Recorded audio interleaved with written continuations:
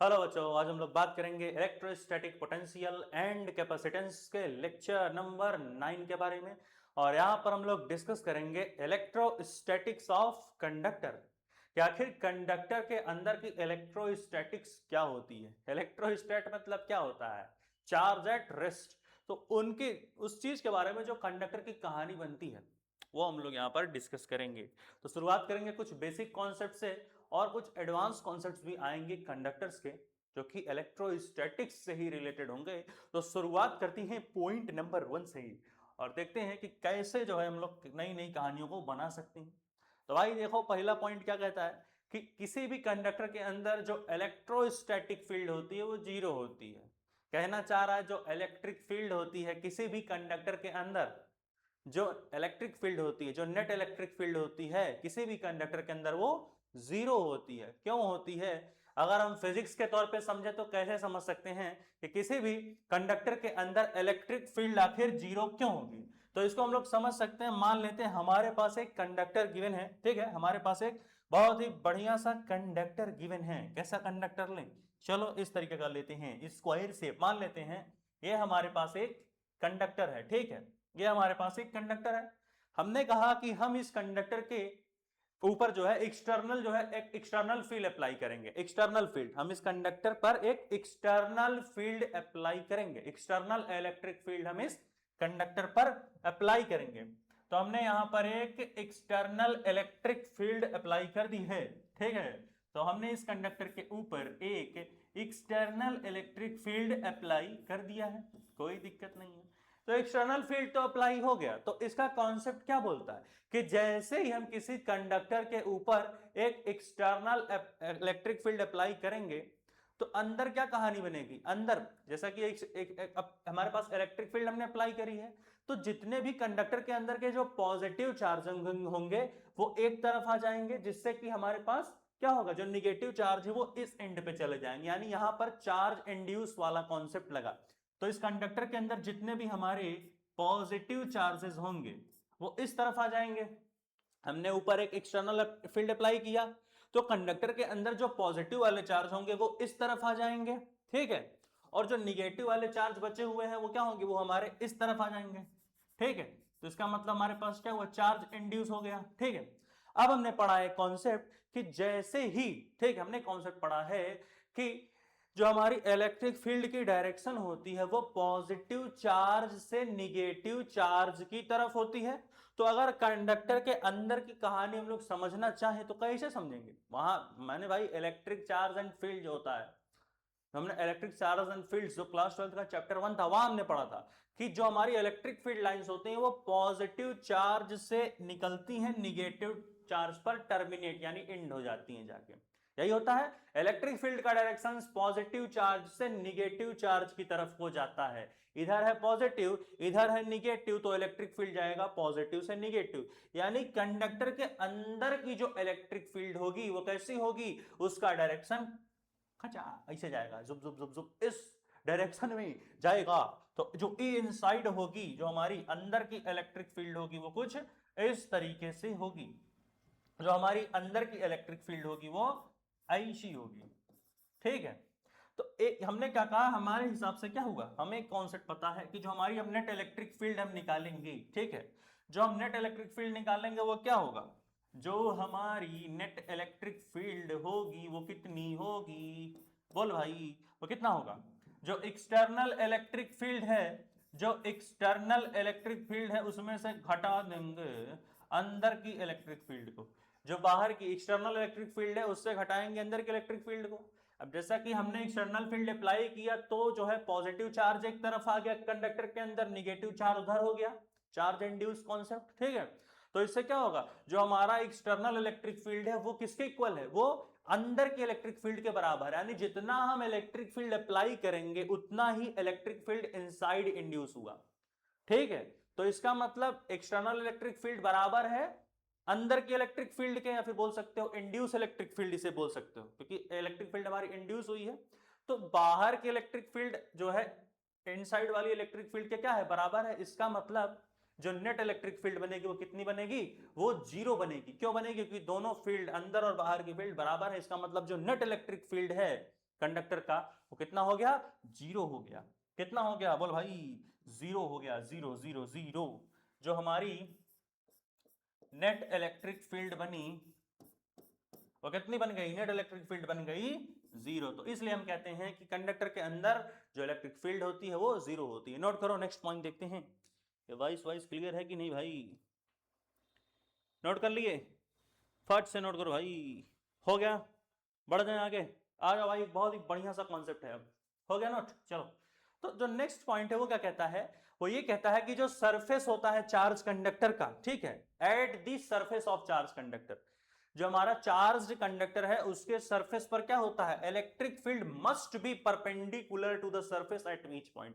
समझाते हैं, इसका मतलब डायग्राम से समझ जाओगे। ये कहना क्या चाह रहा है भाई, मान लेते हैं हमारे पास जो है एक, हमने एक सर्कुलर सा सरफेस लेके रखा है भैया, ठीक है, कुछ इस तरीका से हमारे पास सरफेस है, ठीक, हमारे पास कुछ इस तरीके से एक सरफेस है, हमने एक सर्कुलर सरफेस लिया। फिर हमने कहा कि जो भी इस किसी भी सरफेस पर जो इलेक्ट्रिक फील्ड होती है, मान लेते हैं हमारा मेटेलिक स्फीयर है, तो इन्होंने कहा कि किसी भी सरफेस पर जो इलेक्ट्रिक फील्ड होती है वो हमेशा सरफेस के परपेंडिकुलर होती है। किसी भी सरफेस पर जो इलेक्ट्रिक फील्ड बनती है, वो जो इलेक्ट्रिक फील्ड का डायरेक्शन होगा वो कैसा होगा, वो सरफेस के परपेंडिकुलर होगा, ठीक है। तो यानी इस तरीके से अगर हम यहां देखना चाहें तो ये जो हमारी इलेक्ट्रिक फील्ड होगी वो कुछ इस तरीके से होगी, 90 डिग्री का एंगल बनाएगी भैया, ठीक है, इस तरीके से। ये हमारी क्या है, ये हमारी इलेक्ट्रिक फील्ड है जो कि क्या करेगी, 90 डिग्री का ही एंगल तो बना रही है।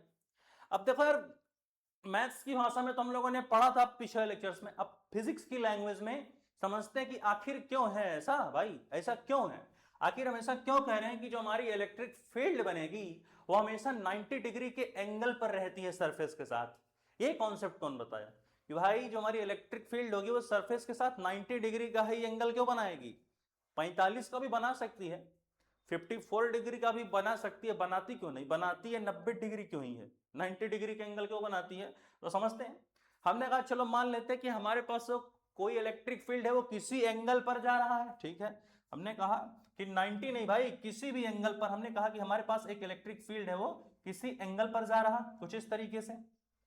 ये हमारी इलेक्ट्रिक फील्ड है, मान लेते हैं किसी एंगल पर है, ठीक है, मान लेते हैं थीटा एंगल पे है, कोई शक, मान लो भाई ये है थीटा एंगल, थीटा एंगल पे है। तो एक कॉन्सेप्ट है कि अगर कोई इलेक्ट्रिक फील्ड सरफेस के साथ किसी थीटा एंगल पर जा रही है तो सरफेस के अलोंग भी तो एक कंपोनेंट बनेगा इलेक्ट्रिक फील्ड का। अरे भाई हर वेक्टर को रिजॉल्व करते हैं, एक कॉस थीटा कंपोनेंट, एक साइन थीटा कंपोनेंट, एक कंपोनेंट होता है अलोंग द एंगल और एक होता है जो है अलोंग द एंगल नहीं होता, अलोंग द वर्टिकल होता है। तो एक एंगल जो बनेगा वो अलोंग द सरफेस बनेगा, या फिर अलोंग थीटा बोल लो, अलोंग सरफेस बोल लो। तो इलेक्ट्रिक फील्ड का एक यहां पर कंपोनेंट बनना चाहिए जो कि कैसा होना चाहिए, जो कि अलोंग द सरफेस होना चाहिए, कुछ इस तरीके से। हमारा जो एंगल होगा ये थोड़ा सा गड़बड़ है, थोड़ा सा हम लोग सरफेस के अलोंग बनाना चाह रहे हैं, तो इसको ऐसे देख लो, ये सरफेस के अलोंग ऐसे, ठीक है। वैसे ये 90 डिग्री जैसा दिख रहा है, कैसे बनाएंगे, अच्छा रुको, इसको हम लोग जो है थीटा एंगल को हम लोग फिर से दिखा, थोड़ा इलेक्ट्रिक फील्ड हम लोग किसी और एंगल पे लेते हैं तो चीज समझ में आ जाएंगी। देखो हमने कहा कि हाँ इलेक्ट्रिक फील्ड किसी एंगल पर है, तो मान लेते हैं इस एंगल पर है, ठीक है, या फिर ऐसे मान, हाँ ये मान लेते हैं हम किसी एंगल पर है, ठीक है। फिर हमने कहा कि ये थीटा एंगल हो गया, ठीक है, ये हमारा थीटा एंगल हो गया। तो जो हमारी इलेक्ट्रिक फील्ड होगी वो एक एक एंगल हमारी सरफेस के अलोंग होगी, ठीक है। जो एक एंगल होगा हमारा वो कैसा होगा, वो सरफेस के अलोंग होगा, जो हमारी एक कंपोनेंट बनेगी वो सरफेस के अलोंग बनेगी, ये वाली सरफेस के अलोंग बनी, ये कितनी होगी, ये हमारी होगी ई कॉस थीटा, यही तो होगा कि कुछ और होगा, बताओ भाई ये कितना हो गया, ये हमारा हो गया ई कॉस थीटा। समझ में आ रहा है, यही होना चाहिए यार, ये समझ ही नहीं आ रहा, कहीं और लिख दें क्या, हाँ ऐसे लिख देते हैं, ये हमारा कितना हो रहा है, ये हमारी है ई कॉस थीटा, ठीक है, यही तो होना चाहिए। अगर इलेक्ट्रिक फील्ड किसी एंगल पर है तो एक ऐसा कंपोनेंट बनना चाहिए, ठीक है, मान लेते हैं। हमने पढ़ा है कि जो भी हमारा कोई मेटेलिक स्फीयर या फिर कोई भी हमारा जो सरफेस होता है, जो हमारा मान ले हाँ भाई मेटेलिक स्फीयर जो कंडक्टर वगैरह होते हैं, कंडक्टर की बात हो रही है, यहाँ कंडक्टर की इलेक्ट्रोस्टैटिक पढ़ रहे हैं तो ये कंडक्टर ही तो है। तो हमने कॉन्सेप्ट अभी बताऊंगा, अभी कोई तीसरे चौथे पॉइंट पे है कि किसी भी कंडक्टर के सरफेस पर हमारा चार्ज जो है रिसाइड करता है, चार्ज जो है सरफेस पर हमारा फैला हुआ होता है, स्प्रेड आउट होता है कंडक्टर पर, ठीक है। तो यहां पर मतलब सीधी सी बात है, यहां पर भी हमारे पास कोई ना कोई चार्ज होगा, यहां पर होगा जुम्ब जुम्ब जुम्ब। हाँ, हमने कहा कि हमारे पास यहां पर क्या होगा, सरफेस पर हमारे पूरा चार्ज होगा, ठीक, हमारे पूरे सरफेस पर क्या होगा, हमारे हर एक सरफेस पर कहीं ना कहीं चार्ज होगा, एक यहां होगा, यहां पर भी होगा कुछ ना कुछ चार्ज, ठीक है। सरफेस पर हमारे चार्ज होंगे, हमने पढ़ा है कंडक्टर के सरफेस पर चार्ज रिसाइड करता है। अब बताओ भाई, अगर ये जो इलेक्ट्रिक फील्ड है कॉन्स्टेंट है, ये सरफेस के अलोंग लग रहा है, हमने पढ़ा है कि अगर कोई चार्ज है और वो इलेक्ट्रिक फील्ड के अगर प्रेजेंस में आ गया, अगर कोई चार्ज इलेक्ट्रिक फील्ड के प्रेजेंस में आ गया तो उस चार्ज पर एक फोर्स लगती है जो कि होता है Q इंटू ई। Q वो चार्ज है जिस पर फोर्स लग रहा और E वो इलेक्ट्रिक फील्ड है जिस इलेक्ट्रिक फील्ड में चार्ज पे फोर्स लग रहा है। अरे भाई सिंपल चीज है, जैसे ये मान लो इलेक्ट्रिक फील्ड लाइंस हैं, ठीक है, ये हमारे पास इलेक्ट्रिक फील्ड लाइंस हैं अगर, ठीक है, अगर हमारे पास इलेक्ट्रिक फील्ड लाइंस हैं और इनके प्रेजेंस में अगर कोई चार्ज आ गया तो इस पे फोर्स लगेगा ना भाई, कितना फोर्स लगेगा, इसके ऊपर जो फोर्स लगेगा वो कितना लगता था, Q इंटू ई, यही तो लगता था। तो वही कॉन्सेप्ट तो यहां पर भी आ जाएगा कि चार्ज हमारा सरफेस पे रिसाइड करता है कंडक्टर के, और अगर सरफेस के अलोंग हमारा इलेक्ट्रिक फील्ड अगर है जो कि cos थीटा दिख रहा है, सरफेस के अलोंग अगर इलेक्ट्रिक फील्ड लग रही है तो इसका मतलब उस इलेक्ट्रिक फील्ड के प्रेजेंस में इस चार्ज पर फोर्स लगेगा, और अगर चार्ज पे फोर्स लगेगा तो चार्ज इस सरफेस पर जुब जुब जुब जुब जुब जुब मोशन करना शुरू कर देगा। अब भाई अगर चार्ज मोशन करना शुरू कर देगा तो इसका मतलब कंडक्टर के अंदर करंट दौड़ना चाहिए, तो अगर कोई भी कंडक्टर छुओगे तो तुमको भाई झटका लगेगा, करंट लगेगा। अब भाई जैसे मान लो कंडक्टर के नाम पे तो क्या ही बताएं, मान लो तुम्हारे पास कोई स्टील की बॉटल ही है, जाओ उसको छुओ, क्या वो करंट मारने लगता है क्या भाई, नहीं मारता ना। तो ये कॉन्सेप्ट कैसे मान ले कि अलोंग में हमारे सरफेस के इलेक्ट्रिक फील्ड होगी, नहीं मान सकते। इसीलिए हम कहते हैं कि जो भी इलेक्ट्रिक फील्ड लगती है कंडक्टर के वो परपेंडिकुलरली लगती है, जो इलेक्ट्रिक फील्ड का डायरेक्शन होता है वो परपेंडिकुलरली होता है, परपेंडिकुलर होता है सरफेस के साथ। तो ये हम समझ सकते हैं कि there will be no electric field which is applying along the surface of the conductor, there is no electric field along the surface of the conductor, ये हम बोल सकते हैं। तो ये वाला कॉन्सेप्ट हमने क्या किया, खारिज कर दिया, ये वाला जो कॉन्सेप्ट है खत्म। तो ये कॉन्सेप्ट सही होता है हमारा, ठीक है। तो क्या बोलेंगे, along the surface there is no electric field। Note कर लो तो आगे बढ़े, ये 2 पॉइंट हो गए हैं मेरे हिसाब से। समय कितना हो गया है, समय बहुत ज्यादा हो गया है। चलो भाई नोट करो नोट करो, ठीक है, समझ गए। क्योंकि भाई ये जो कंपोनेंट है ये करंट जनरेट करना चाहिए, वाला जो कंपोनेंट है cos थीटा ये करंट को जनरेट कर रहा है क्या भाई, कोई कंडक्टर जाके छुओ क्या करंट मारता है, नहीं मारता ना। हाँ, चार्ज वार्ज लगाओ बढ़िया, वायर सर्किट बनाओगे तब करंट मारेगा ना, ऐसे थोड़ी है कोई स्टील की बोतल जाके छू लिया करंट मार दिया, ऐसा तो होता नहीं। तो जो ये अलोंग जो हमारा cos थीटा है जो कि हमारा कंपोनेंट है along the electric along the surface, ये कैसा कंपोनेंट है, ये अलोंग द सरफेस वाला कंपोनेंट है, ठीक है। तो जो along the surface cos theta component है ये क्या करना चाहिए, should generate electric current, but ये ऐसा नहीं कर रहा है, it should generate the current, लेकिन ऐसा नहीं है, ये किसी भी तरीके का करंट जनरेट नहीं कर रहा है। और अगर तुम भाई करंट को नहीं जनरेट कर रहे इसका मतलब तुम हो ही नहीं। अब भूत तो आके जो है करंट को जो है सर्कुलेट तो कराएगा नहीं। तो इस तरीके से दूसरा कॉन्सेप्ट भी नोट कर लो, फिर हम लोग नेक्स्ट कॉन्सेप्ट पर आते हैं। ये रिकॉर्डिंग ऑन है कि सब, हाँ ऑन तो है, काफी समय हो गया 2 कॉन्सेप्ट समझाने में। चलो 1 2 3 4 नोट करो भाई, नेक्स्ट कॉन्सेप्ट पे आते हैं। आ जाते हैं कॉन्सेप्ट नंबर 3। क्या बोल रहा है भाई, ये कह रहा है कि surface of A charge conductor is an equipotential surface. जो किसी भी चार्ज कंडक्टर का सरफेस होता है वो एक इक्विपोटेंशियल सरफेस, ये हम लोगों ने पढ़ा है इक्विपोटेंशियल सरफेस, अभी हम लोगों ने 2-3 लेक्चर पहले पढ़ा था, वहां हमने क्या पढ़ा था कि अगर कोई सरफेस है और उस सरफेस जो है चार्ज मतलब जो चार्ज कंडक्टर होता है, चार्ज कंडक्टर का सरफेस क्या है, एक तरीके का इक्विपोटेंशियल सरफेस है। अब मैंने बताया था इक्विपोटेंशियल सरफेस क्या है, ऐसा सरफेस जहां पर उस सरफेस के हर एक पॉइंट पर पोटेंशियल कांस्टेंट रहेगा। अगर सरफेस के इस पॉइंट पे 4 वोल्ट है पोटेंशियल, तो यहां भी 4 वोल्ट, यहां भी 4 वोल्ट, यहां भी 4 वोल्ट, हर जगह 4 वोल्ट ही रहेगा। यानी कि जो पोटेंशियल डिफरेंस होगा उस सरफेस के दो पॉइंट्स के बीच का वो जीरो होगा। इस पॉइंट का 4 वोल्ट, इस पॉइंट का 4 वोल्ट, तो कितना हो गया, 4 माइनस 4 0 वोल्ट हो जाएगा। तो वही तो बोल रहे हैं कि यहां पर उन्होंने कहा कि जो हमारा इक्विपोटेंस, जो हमारा क्या बोलते हैं चार्ज कंडक्टर का सरफेस है वो क्या है, ये इक्विपोटेंशियल सरफेस है। हर जगह पोटेंशियल है बराबर, जो हमारी पोटेंशियल है वो कांस्टेंट है हर एक जगह इस सरफेस के लिए, ठीक है, इस सरफेस के लिए। यानी जो चेंज इन पोटेंशियल है, राइटिंग अच्छी बना भाई, जो हमारा चेंज इन पोटेंशियल है वो कितना है, वो 0 है। तो इस तरीके से हमने ये वाला कॉन्सेप्ट भी समझ लिया। आज भाई नेक्स्ट पॉइंट पे देख लेते हैं, क्या कहते हैं कि नो चार्ज रिसाइड्स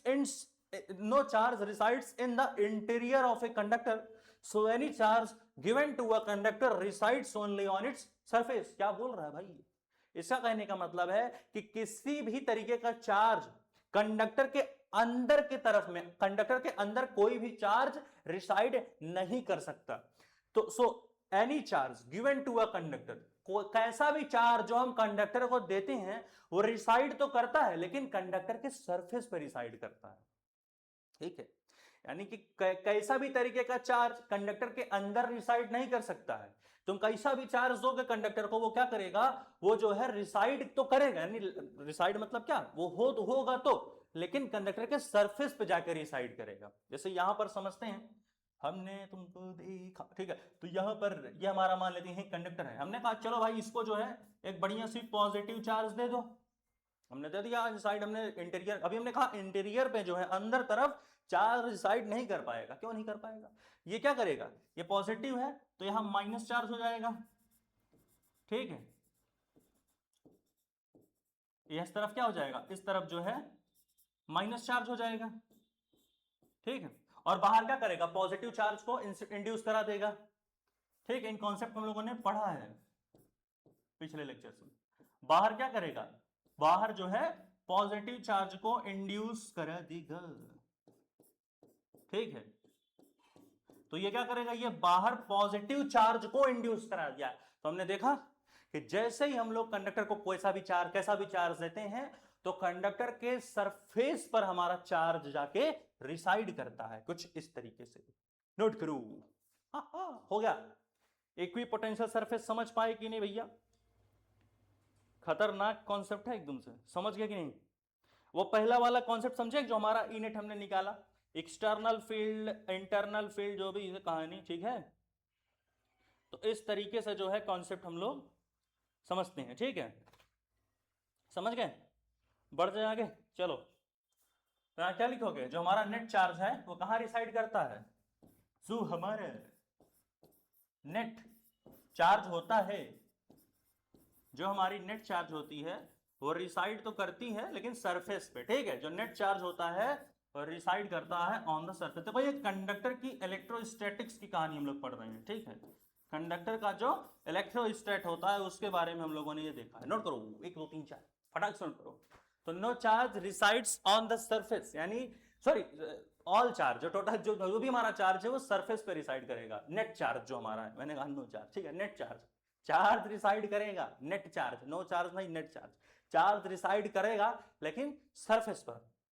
चलो आजा भाई, नेक्स्ट पॉइंट क्या है भाई, नेक्स्ट पॉइंट है जो इलेक्ट्रिक पोटेंशियल होता है वो कांस्टेंट होता है through out the volume of the conductor.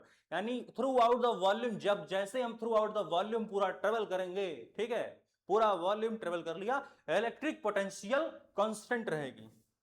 जो भी हमारा कंडक्टर है थ्रू आउट द वॉल्यूम, अरे लिखा तो है थ्रू आउट द वॉल्यूम, जो हमारा इलेक्ट्रिक पोटेंशियल होता है वो कांस्टेंट रहेगा थ्रू आउट द वॉल्यूम, ठीक है। तो ये है हमारी नेक्स्ट कहानी। चलो नोट कर लो, वैसे इसके बाद तो कोई पॉइंट है नहीं अब। जो हमारा v है क्या है, वो कांस्टेंट है भाई। जो हमारा थ्रू आउट द वॉल्यूम हमारा जो पोटेंशियल है वो कांस्टेंट है। ऐसा क्यों है, ऐसा क्यों है, ऐसा क्यों है, क्योंकि जो हमारा चेंज इन पोटेंशियल है वो 0 है। जो हमारा इलेक्ट्रिक फील्ड है वो हमारी 0 है, ठीक है, सॉरी इलेक्ट्रिक, हाँ, तो इस तरीके से हम लोग जो है नोट करते हैं। चेंज इन पोटेंशियल, खाली जो हमारा चेंज इन पोटेंशियल है वो क्या है, वो 0, नोट कर लो। जल की व्यवस्था है क्या, जल जल जल जल जल जल जल जल, ठीक, तो ये हमारे कॉन्सेप्ट हो जाते हैं, ठीक है। तो ये जो है दो कॉन्सेप्ट हमारे हैं, इसे रख ले भाई डब्बे में, इसे रख ले भाई डब्बे में, ठीक है। तो इस तरीके से हमने जो है दो कॉन्सेप्ट देखे कि कैसे जो है जो थ्रू आउट द पोटेंशियल हमारा कांस्टेंट होता है, क्या, volume, through out the volume of the conductor जो हमारी इलेक्ट्रिक पोटेंशियल होगी वो कांस्टेंट रहेगी। तो इस तरीके से हम लोगों ने 4 से 5 पॉइंट देखे जहां पर हमने इलेक्ट्रोस्टैटिक्स ऑफ कंडक्टर को देखा, नोट कर लो, ठीक है। तो अभी हमने ये भी सीखा कि आखिर क्यों इलेक्ट्रिक फील्ड हमेशा परपेंडिकुलर होता है सरफेस का, आखिर क्यों जो अंदर की इलेक्ट्रिक फील्ड होती है, नेट इलेक्ट्रिक फील्ड कंडक्टर की, वो हमेशा 0 क्यों आती है। तो सारे कॉन्सेप्ट हम लोगों ने देखे। तो यहां पर इस लेक्चर को खत्म करते हैं। देखो, इलेक्ट्रोस्टैटिक पोटेंशियल एंड कैपेसिटेंस ये चैप्टर था, तो इलेक्ट्रोस्टैटिक पोटेंशियल तो खत्म हो गया, अब जो एंड के बाद कैपेसिटेंस था वो बचा। तो ये था 9वां लेक्चर। इसके बाद अभी भी 6 से 7 लेक्चर आएंगे जहां पर कैपेसिटेंस को पढ़ लेंगे। तो टोटल हमारे पास कुल मिलाकर 16 लेक्चर में इलेक्ट्रोस्टैटिक पोटेंशियल एंड कैपेसिटेंस खत्म हो जाएगा। तो नोट कर लो इसे, आगे बढ़ जाते हैं। हो गया है खत्म सारे कॉन्सेप्ट। तो बहुत बहुत है धन्यवाद सबका, thank you thank you thank you. तो यहां पर इस लेक्चर को खत्म करते हैं, इसके बाद आएगा एक नया लेक्चर। तब तक के लिए पढ़ाई करते रहें, ऑल द वेरी बेस्ट। अगला लेक्चर हम लोग बहुत ही जल्द आएंगे।